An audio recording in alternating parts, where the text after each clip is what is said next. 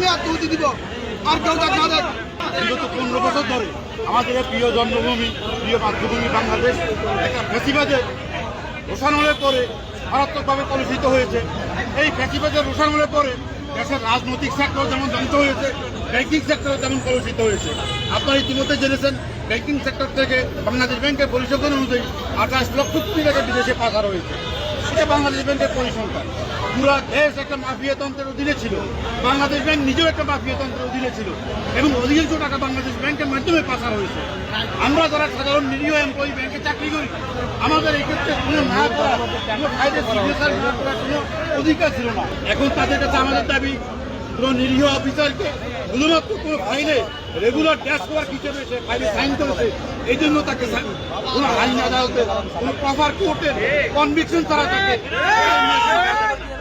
আমরা আইনের সন্ত্রাসী দেশে আদালত আছে, সর্বোচ্চ সুপ্রিম কোর্ট আছে। আমরা সুপ্রিম কোর্টকে ফেস করতে পারি।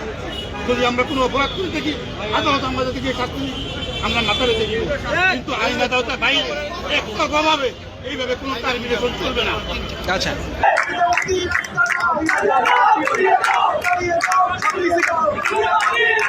আমাদের সাবজেক্ট জামিন করা লিস্ট আছে, এটা পুরোপুরি নিচে নিতে হবে এবং পরবর্তী আমাদেরকে আমাদের মতো অফিস সহায়ক যারা আছে, সাব স্টাফ যারা আছে, এদেরকে সবাই স্থায়ী করতে হবে এবং সর্বাধুনিক সুযোগ চিহ্ন দিতে হবে। আমাদের দাবি হলো আমাদেরকে অবৈধভাবে টার্মিনেট করা যাবে না, আর আমাদের কি অপরাধ সেটা তো আগে তদন্ত করবে বা আমাদের আত্মসমর্পণের সুযোগ তো দেওয়া লাগবে।